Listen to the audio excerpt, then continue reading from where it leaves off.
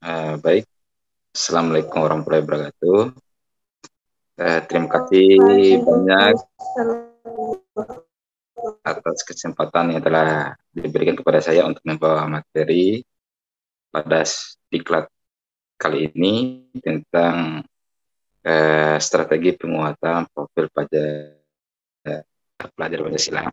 Bapak Ibu sekalian, mungkin materi ini saya lebih banyak mengambil dari materi pada saat saya melakukan bimbingan teknis BIMTEK pengajar praktik guru penggerak angkatan 4 kemarin.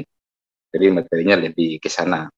Karena ini sesuai dengan pengalaman saya bagaimana strategi penguatan profil pelajar Pancasila di sekolah, Bapak Ibu sekalian. Suara saya bisa didengar, Bu? Dengar jelas, Pak. Ya, oke. Next. Next, Bu.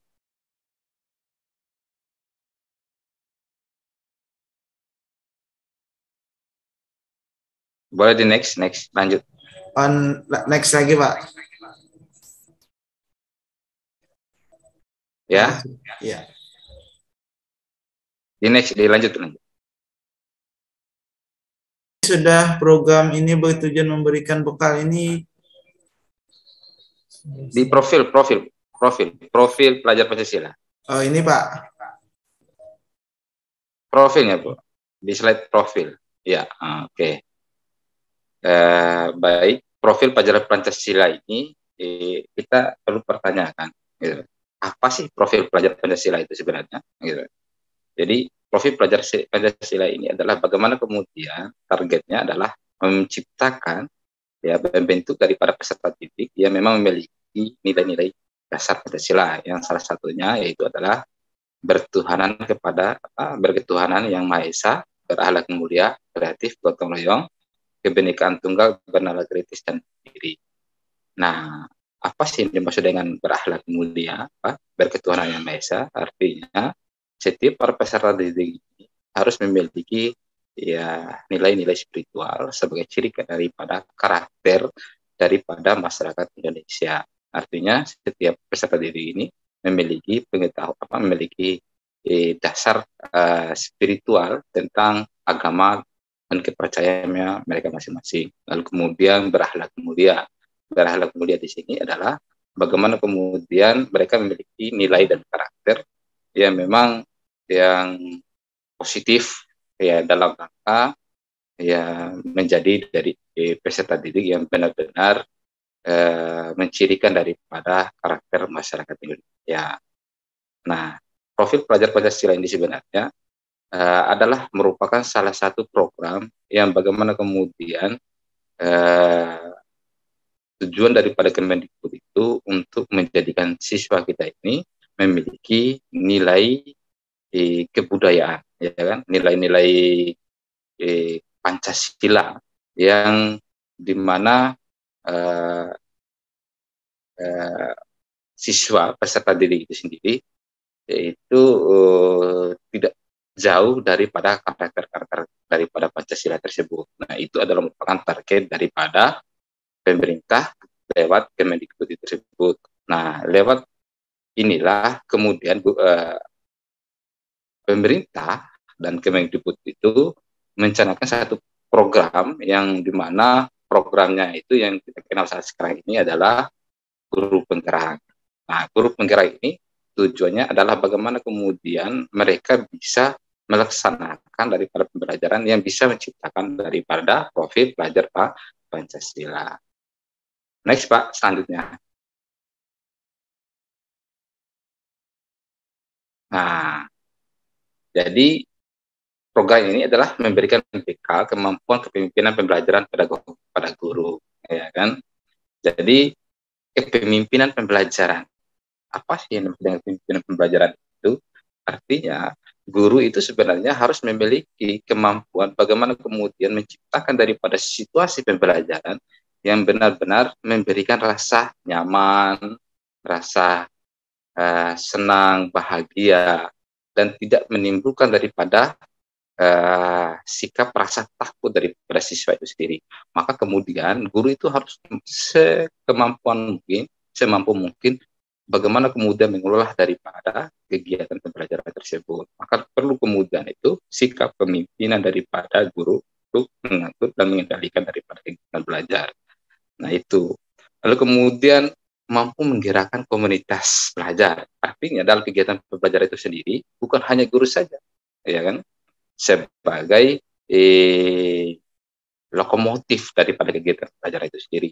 Tetapi banyak komunitas pembelajaran di situ, yaitu seperti orang tua siswa, ya kan, masyarakat, guru-guru yang lain, dan lain sebagainya. Nah, mereka itu memiliki peran yang sama untuk bagaimana kemudian berkontribusi terhadap kegiatan daripada belajar itu sendiri. Nah, itu salah satunya. Lalu, di mana selanjutnya adalah rasa aman, kebahagiaan bagi peserta didik ditunjukkan melalui sikap emosi positif terhadap satuan pendidikan. Yaitu kita melihat, ya kan, di mana saat ini, ya kan, masih mungkin barangkali ada rasa tidak nyaman daripada peserta didik ketika mereka melakukan aktivitas pembelajaran. Nah, hal ini bisa kita lihat dari mana mungkin mereka polos, ya kan, banyak tidak mengikuti pembelajaran, ya kan, ya suka bermain dalam kelas, tidak serius dan sebagainya. Nah, artinya mereka ini tidak memiliki rasa nyaman dan bahagia. Nah, bagaimana kemudian, ya kan, guru itu sebisa mungkin untuk bagaimana kemudian mengatasi daripada masalah tersebut sehingga mereka bisa menciptakan daripada rasa aman, rasa nyaman daripada peserta didik itu sendiri. Nah, itu bagaimana sih langkah-langkah yang harus dilakukan? Nah, itulah yang harus menjadi tugas dan tanggung jawab guru untuk mencari bagaimana kemudian metode yang tepat untuk dilakukan dan strategi apa yang perlu dilakukan untuk bagaimana kemudian menyelesaikan masalah itu. Sehingga menciptakan daripada pembelajaran yang nyaman dan membahagiakan daripada peserta didik. Nah, selanjutnya bisa di next, Pak. Nah, lalu kemudian masuk pada refleksi filosofi pendidikan nasional Ki Hajar Dewantara. Jadi Bapak Ibu sekalian, jadi guru itu harus mampu mendemonstrasikan pemahaman filosofi Ki Hajar Dewantara. Apa sih filosofi Ki Hajar Dewantara itu? Yaitu kita kenal sekarang ini adalah Ingarsa Sung Tuladan, Imadia Magnum Karsa Tutwuri Handayani. Nah, itu adalah merupakan filosofi. Artinya, Ingarsa itu adalah di depan memberikan contoh. Guru itu harus mampu memberi contoh kepada siswa yang bagaimana kemudian menunjukkan karakter-karakter yang positif, karakter-karakter yang baik, dan sebagainya. Bukan kemudian melakukan penekanan terhadap siswa untuk ya melakukan hal-hal yang dirasa oleh kita itu benar. Artinya, ada bentuk penekanan terhadap siswa. Nah, itu tidak bisa dilakukan karena tidak sesuai dengan filosofi Ki Hajar Dewantara, yaitu Ingarsa Sung Tuladan, yaitu di depan memberikan contoh. Artinya guru itu harus mampu memberikan contoh sehingga siswa kemudian mampu meniru dan mengikuti apa yang dilakukan oleh guru tersebut. Nah, itu. Lalu kemudian Imade Magnum Karsa, di tengah menciptakan peluang. Artinya, peluang-peluang pembelajaran apa sih yang bisa dan cocok daripada siswa itu sendiri, yaitu peluang pelajaran. Artinya kita mampu memanfaatkan ya sumber daya yang ada untuk kegiatan pembelajaran, lalu kemudian ya menggunakan metode-metode yang tepat untuk bagaimana kemudian bisa digunakan dalam pembelajaran itu sehingga bisa diterima oleh siswa, ya, dapat memberikan rasa nyaman, senang daripada siswa, dan siswa pun tidak memiliki rasa bosan. Nah, itu maksud dengan Imadia Magnum Karsa, yaitu di tengah menciptakan peluang. Tutwuri Handayani itu memberikan contoh, di belakang memberikan contoh. Nah, itu salah satunya. Selanjutnya adalah guru mampu menerjemahkan konsep merdeka belajar dalam tataran implementasi sesuai dengan konteks lokal. Jadi pembelajaran itu sebenarnya ya tidak harus kita itu mengambil contoh-contoh yang terlalu begitu jauh, ya kan?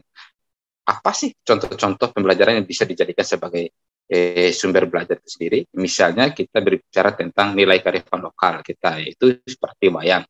Nah, wayang misalnya bisa dijadikan sebagai studi dan kajian-kajian dalam ilmu, misalnya sastra mungkin, budaya ataupun matematika bisa dijadikan sebagai objek pembelajaran misalnya di bidang matematika sendiri, mungkin mengukur lebar, luas dan sebagainya. Nah, itu bisa dijadikan sebagai sumber belajar itu sendiri. Lalu kemudian jadi setiap kegiatan belajar itu sendiri, guru itu harus mampu melakukan tindakan reflektif, ya kan? Reflektif artinya apa sih yang sudah dilakukan yang mencapai daripada pemikiran atau filosofi Ki Hajar Dewantara, misalnya gotong royong. Artinya guru itu selesai kegiatan pembelajaran itu harus melakukan refleksi, gitu. Refleksi bahwa ini loh yang sudah dilakukan, ini loh yang sudah dicapai, ini loh yang belum dilakukan dan belum dicapai dan sebagainya. Nah, itu adalah salah satu tindakan yang harus dilakukan oleh guru pada saat ketika selesai melaksanakan kegiatan pembelajaran. Nah, lalu kemudian mampu mendemonstrasikan pemahaman terhadap konsep sekolah sebagai institusi pembentukan karakter. Misalnya dengan membuat kesepakatan kelas sebelum melaksanakan kegiatan belajar. Misalnya, siswa-siswa, misalnya sebelum kita memulai kegiatan belajar ini, apa sih kesepakatan kelas yang perlu kita sepakati bersama untuk melaksanakan kegiatan pembelajaran ini. Jadi disitulah siswa itu terbentuk budaya positifnya. Bahwa yang pertama adalah kita tidak boleh keluar tanpa seizin daripada Pak Guru, gitu kan. Nah, itu bentuk satu kesepakatan kelas. Lalu kemudian, kita semua harus sama-sama aktif dalam kegiatan diskusi atau pembelajaran dan sebagainya. Kita sepakati. Nah, itu adalah salah satu bentuk kesepakatan kelas untuk membentuk daripada budaya positif di dalam sebelum memulai daripada kegiatan pembelajaran itu sendiri. Next, Pak. Lalu kemudian guru mampu merumuskan nilai-nilai yang selaras dengan upaya menumbuhkan muridnya merdeka. Apa sih nilai-nilai yang selaras dengan untuk menumbuhkan muridnya merdeka? Misalnya kita ini kurang interaktif, kurang kurang terbuka, sukanya masih otoriter, yang artinya kurang partisipasi dan sebagainya. Artinya itu yang harus dihilangkan. Nah, bagaimana kemudian kita itu tidak terlalu monoton dalam belajar, harus partisipatif, ya, lalu kemudian harus terbuka, lalu kemudian tidak terlalu begitu menekan daripada siswa. Nah, itulah nilai-nilai yang harus dibentuk di dalam diri kita sehingga mampu mendorong daripada murid yang memang merdeka dalam kegiatan belajar itu sendiri. Artinya itu harus dimulai daripada diri kita. Lalu kemudian guru mampu membuat rencana perubahan diri. Artinya kita itu harus misalnya apa sih yang belum ada dalam diri kita ini, dalam yang mampu mendukung daripada kegiatan belajar yang merdeka ini. Ya mungkin barangkali karakter kita ini terlalu otoriter, kurang partisipasi, monoton dan sebagainya. Nah, ini adalah merupakan masalah. Ya, lalu kemudian kita targetkan bagaimana kemudian di tahun-tahun berikutnya atau di pada semester berikutnya, ya, karakter-karakter ini akan hilang dan kita coba menumbuhkan karakter-karakter yang baru yang memang mampu mendukung daripada kegiatan belajar yang merdeka ini. Nah, next selanjutnya Pak. Next. Ya. Lalu selanjutnya adalah praktek pembelajaran yang berpihak pada murid. Ya, guru mampu mendemonstrasikan pemahaman apa yang dimaksud dengan pembelajaran berdiferensiasi dan alasan mengapa pembelajaran berdiferensiasi diperlukan. Jadi setiap kegiatan-kegiatan belajar itu pada materi pembelajaran mungkin pada mata pelajaran dan sebagainya itu harus mampu kita mendemonstrasikan pembelajaran yang berdiferensiasi, ya kan? Artinya misalnya kita mampu mengidentifikasi apa namanya karakternya siswa, ya kan? Keinginan siswa, kecenderungan daripada siswa, ya kan, dalam belajar dan sebagainya. Nah, ketika kita mampu mengidentifikasi itu, lalu kita coba menentukan metode pembelajaran apa yang perlu dan akan dilakukan itu dalam kegiatan belajar ini. Nah, ini adalah langkah-langkah diferensiasi dalam pembelajaran itu. Pada semua mata pelajaran itu bisa dilakukan. Lalu kemudian, jadi guru mampu memetakan kebutuhan belajar murid yang berbeda. Jadi di dalam semua kelas itu tidak semua siswa itu memiliki kecenderungan dan karakter yang sama, ya kan, kebutuhan belajar yang sama. Mungkin memiliki perbedaan daripada karakter dan kebutuhan itu sendiri. Maka perlu kemudian asesmen sebelum belajar itu kita melakukan asesmen, kita melakukan penilaian terhadap perilaku, ya kan, kecenderungan dan karakter daripada siswa itu sendiri untuk kita menemukan ya data-data dan informasi-informasi untuk bagaimana kemudian kita tidak lanjuti dalam pengelolaan kegiatan pembelajaran itu sendiri, ya kan. Lalu kemudian guru mampu menganalisis penerapan 3 strategi pembelajaran diferensiasi, yaitu diferensiasi konten, diferensiasi proses, dan produk. Apa sih diferensiasi konten? Ya kan?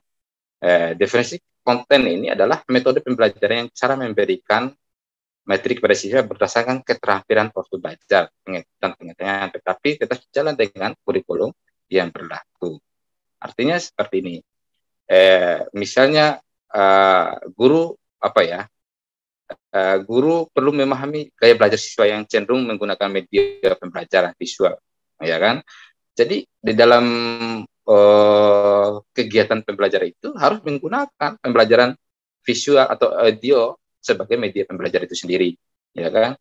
Nah, itu adalah salah satu diferensiasi konten. Ataupun kita menggunakan pembelajaran wisata, misalnya pada mata pelajaran biologi, yaitu kita lakukan studi tour, jalan di tempat-tempat alam dan sebagainya untuk mencari informasi ataupun materi-materi pembelajaran biologi, ya. Lalu kemudian di situ kegiatan pembelajaran mulai dan akan dilakukan. Nah, itu adalah salah satu pembelajaran diferensiasi konten. Lalu kemudian diferensiasi proses, ya. Lalu kemudian di sini bagaimana murid memahami dan memaknai informasi dan materinya yang dipelajari. Nah, itu adalah merupakan salah satu diferensiasi proses, yaitu siswa memahami materinya bagaimana, memaknai informasinya bagaimana. Nah, itulah yang kemudian masuk pada diferensiasi proses. Lalu kemudian diferensiasi produk, yaitu hasil pembelajaran, misalnya hasil presentasi, diskusi, dan pidato dan lain sebagainya. Nah, itu adalah bentuk daripada diferensiasi produk. Lalu kemudian guru mampu mengimplementasikan rencana pembelajaran yang berdiferensi dalam konteks pembelajaran di sekolah atau kelas sendiri. Nah, selanjutnya Pak, next.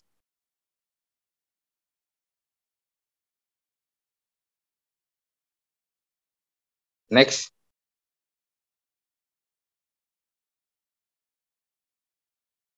Ya. Selanjutnya strateginya adalah pemimpin pembelajaran dalam pengembangan sekolah. Jadi guru juga itu dalam menciptakan profil pelajar Pancasila itu harus memiliki kepemimpinan dalam pengembangan sekolah. Guru mampu melakukan praktik keputusan berdasarkan prinsip pemimpinan pembelajaran. Jadi semua keputusan dalam memilih metode, strategi, dan teknik dari pembelajaran itu, artinya guru itu harus punya kemampuan untuk mengambil keputusan. Kira-kira metode ini cocok atau tidak, kan begitu, ya kan? Artinya tidak begitu kaku dan tidak kaku dalam aturan dan kebiasaan daripada sekolah. Artinya guru itu harus mampu kreatif dan inovatif dalam mengambil sebuah keputusan pembelajaran.